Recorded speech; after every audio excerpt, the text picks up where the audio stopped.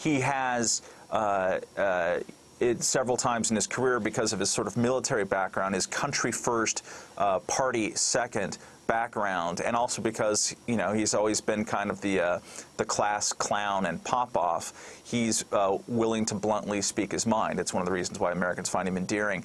And on torture, he's very happy to tell his Republican colleagues to go fly a kite. That said, you know, his bill last year trying to eliminate torture ended up being eliminating habeas corpus, sort of by accident on the back end. And so, you know, as often happens with McCain in particular, he had a great idea. His heart was in the right place, quote unquote, and the legislative result of that wasn't necessarily something that worked out to the nation's benefit. But yes, he has been a great and eloquent defender of the heretofore American notion that our standards of keeping care of our prisoners of war is going to be better, or at least at the highest of universal standards. And for that, you know, he should be commended, or just recognize that at least he doesn't, you know, want to build two Guantanamos. He also wants to close Guantanamo and some other things. Yes. Sorry. Why do you entitle your book "The Myth of a Maverick"? Because basically my book is an attempt to sketch out, it's an ideological portrait. It's an attempt to figure out, okay, what does this guy believe about the nature of government? How did he come about those beliefs? And how would that look like in the presidency, in the White House? But before you get to any of that, you have to peel back all these incredible layers of mythology that have happened, that have been erected around him by a largely adoring press. I mean, he's probably the most adored Republican, you know, by the media of the last 25 years, if not 30 or 40.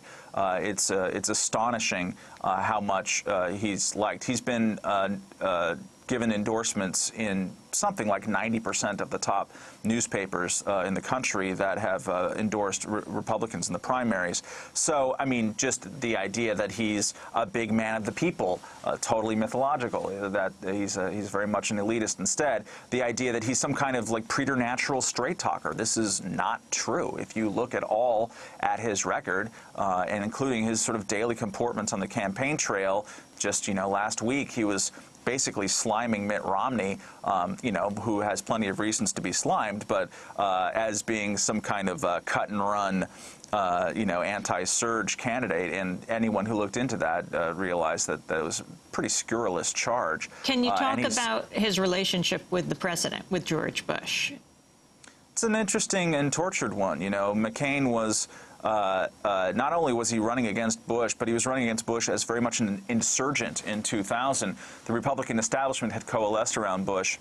And McCain and his backers, largely who were neoconservatives and surrounded the Weekly Standard magazine in particular, Bill Kristol and David Brooks, they were speaking in the language of Teddy Roosevelt and third parties, and, you know, this is an insurgency and maybe the Republican Party is going to get, you know, blown up in the process. It was a very kind of high wire and thrilling, you know, kind of act, and one reason why a lot of people glommed onto it, because they saw that he was standing up and, you know, having daily Sister Soldier moments with the right. He was calling Jerry Falwell and Pat Robertson agents of intolerance and these kind of things.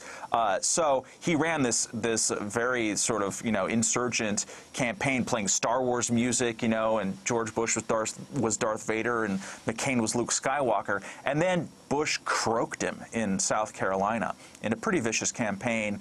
I don't know if it was any more vicious than your standard vicious campaign, but then McCain went and sulked basically for a year and a half. There's a lot of talk, we forget about it now, but there's a lot of talk in 2001 especially of, is McCain going to defect and go to the Democratic Party? He got very interested in campaign finance, which is largely a reform, which is largely a Democratic initiative.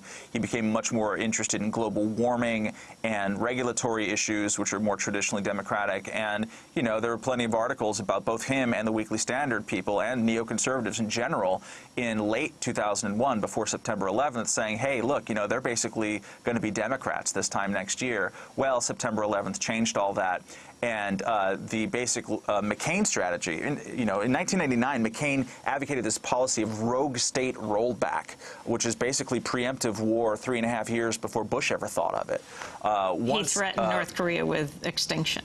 He threatened North Korea with extinction, and he elucidated this doctrine by which wherever there is an authoritarian dictator, we support the insurgents. And if we support the insurgents and the dictator cracks down, then we have to defend the insurgents with U.S. force. And anytime we make a threat and someone, calls our bluff, we also have to use U.S. force. It's an incredibly interventionist, militaristic approach towards foreign policy that he's had all along, and it's the reason why, neoconservatives have flocked to his cause and championed it over the years. So after September 11th, Bush started to embrace those ideas, and that kind of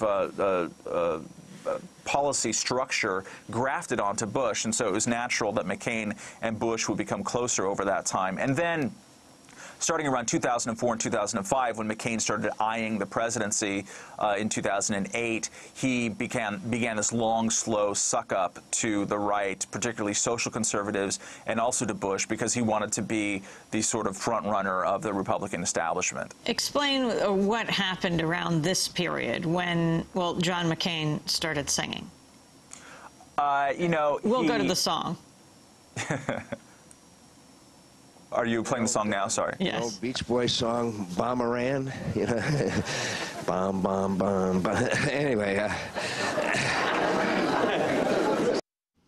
What about that, yeah. Matt Welch? That was, I believe, last February or March or something like that, or maybe January. Look, this is his idea of humor. He does have a kind of blunt and ribald and occasionally awful sense of humor.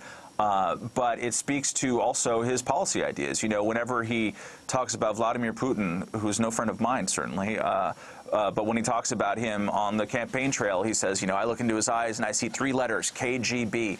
He's constantly rattling sabers in the general direction of everybody, of China, of Russia, certainly of North Korea. At any given time, he considers this or that dictator or authoritarian or just kind of mean guy to be, the transcendent issue that we must focus on right now in this very moment. It is the only sort of lever, or is the only grade that he knows to approach the world's problems, which is, identify evil everywhere and get in evil's face. Matt Welch, which is...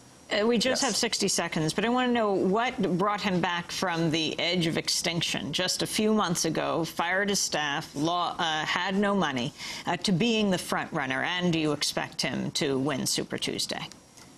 I do expect him to win Super Tuesday because the GOP is coalescing around a front runner, which is what they usually do. He came back because everybody else made such terrible choices. Rudy Giuliani made a terrible choice to run a late-state strategy.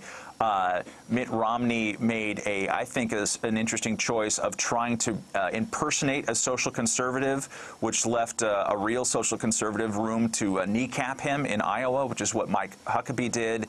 And so Fred Thompson never really ran an energetic campaign, and suddenly McCain was able to focus on a retail politics state like New Hampshire and rely on all the free media that he always gets just because, by nature of who he is, and basically survive without having to spend a lot of money, while the rest of his opponents did not attack him at all. They just treated him as a hero who was going to lose, and one by one they all knocked each other out, and he ended up surviving.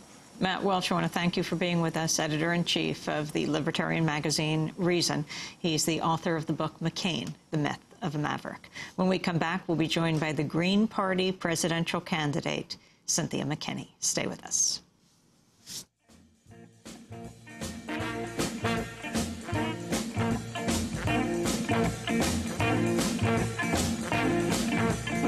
The best thing in life is free. You can give it to the birds and bees. I need money. I need money. I need money.